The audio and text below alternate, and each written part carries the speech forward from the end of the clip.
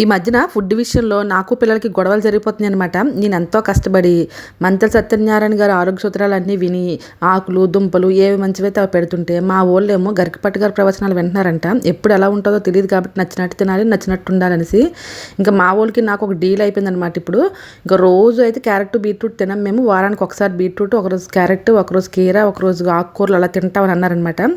ఇంకా చేసేదేవి లేక సరే అని ఒప్పేసుకున్నాను అనమాట. ఇంకా వారంలో ఒక్కరోజే తింటాం అంటున్నారు కదా, ఇంకా అందుకే సలాడ్లా కాకుండా ఏకంగా రైసే చేసేస్తున్నాను.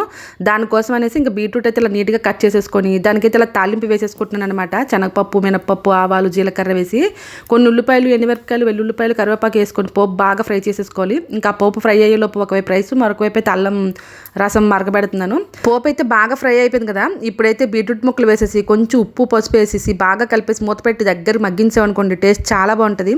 అలానే డే అంతా ఎలా జరిగింది పెద్ద వీడియో పెట్టాను, ఎవరైనా ఇంట్రెస్ట్ ఉంటే చూడండి.